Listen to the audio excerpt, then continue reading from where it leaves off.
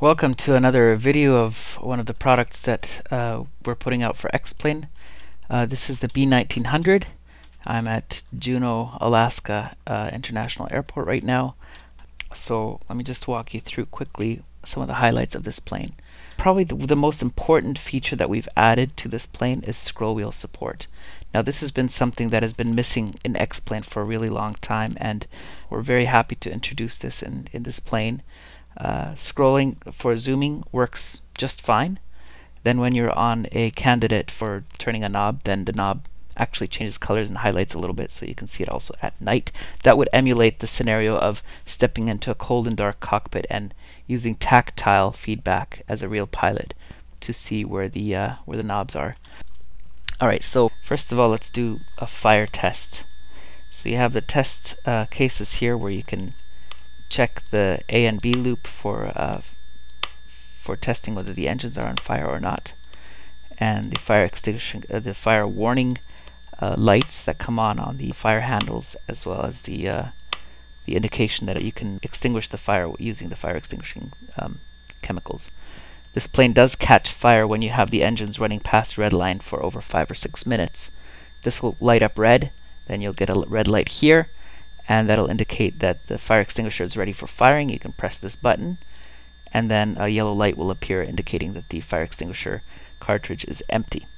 So that logic is implemented. There's other logics implemented here, such as the air conditioning, different heating.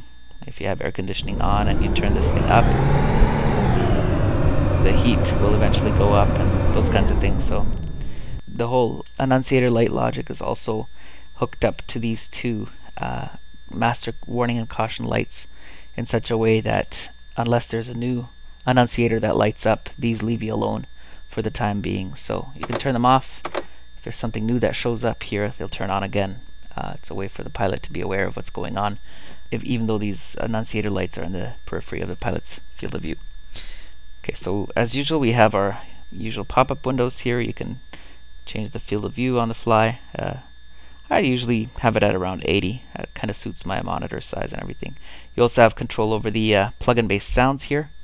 You see the glass coverings for these instruments. They have dynamic reflections that can be also turned off, and they also respond to night lighting in a very beautiful way. So if you want to read the instruments a little clearer, then you might want to turn off the reflections. If you enjoy the immersive depth of 3D dynamic reflections, then feel free to turn that on. Here's also a mouse scroll support, enable or disable, for those of you who prefer the old click holding or multiple clicks or click dragging. Those are all available to you still if you prefer not to have to use the mouse scroll wheel. Here's a master switch that will turn all the lights on at the same time, and that still allows you to individually control the lights. So once these lights are on, you can move them around.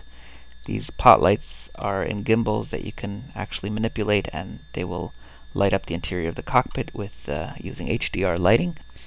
These annunciator lights and all the 2D based instruments that you see here, almost all of them, are now implemented via Sassel.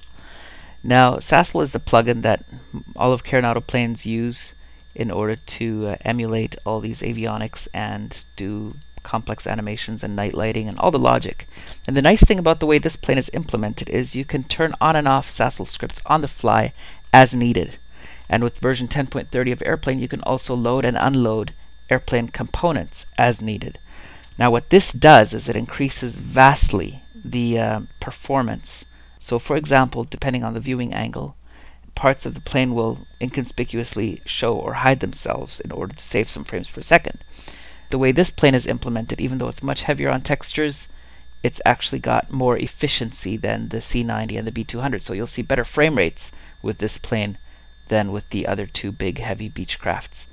And that same principle also carries over to the scripts, the logic of this plane. When you're outside the cabin, you will notice that if you look closely, the avionics are disabled. The ones that depend on Sassel are disabled, it makes sense because you're not sitting right in front of them. So if you turn them off, you can save yourself some processing power, which is better used for frame rate. So having done this is a huge milestone. It's been taking me a long time to figure out the best ways to optimize the plane and I'm pretty pleased with it. And of course we have the rain effect still, and the wipers have different settings. You can have intermediate,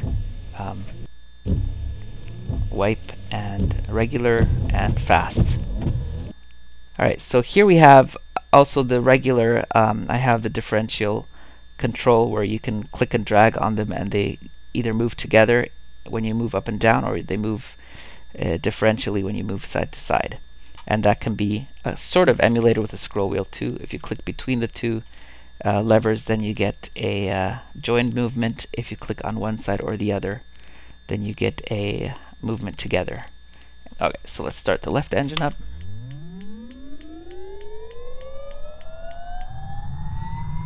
And automatically the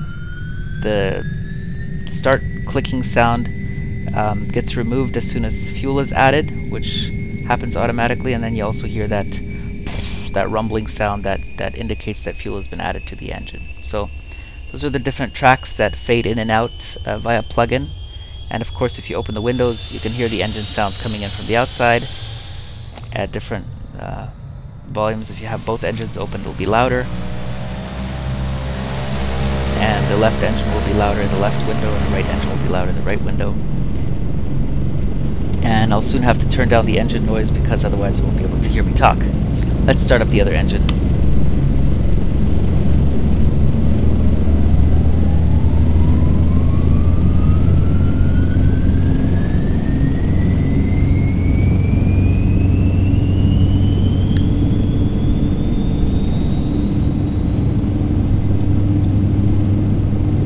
This VVI has built-in traffic collision avoidance system. Okay, time to turn down the engines.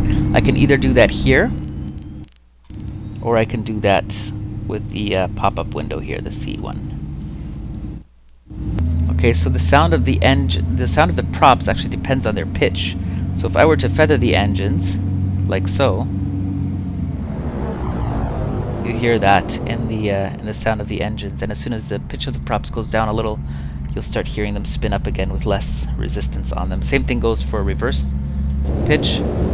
You get that typical slapping sound and the wow wow sound of the reverse engines. Same sounds apply for the outside. Then when we go to the outside, we have different sounds from the back as we do from the front,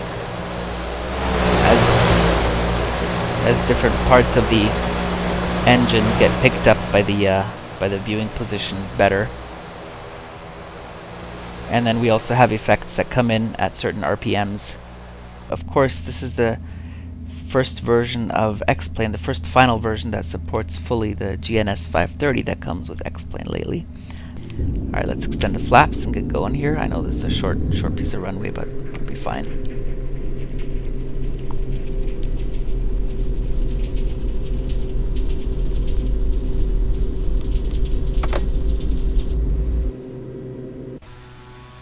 And there we go. It's a very, very docile airplane. It flies very, very nicely.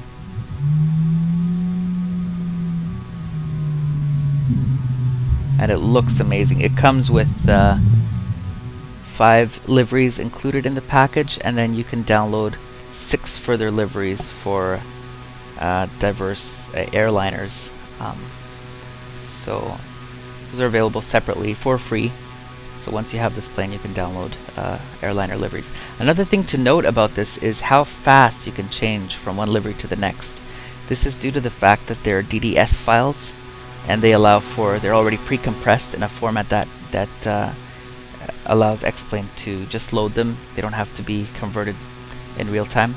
More stuff. You see some of that flickering exhaust effect. That's HDR.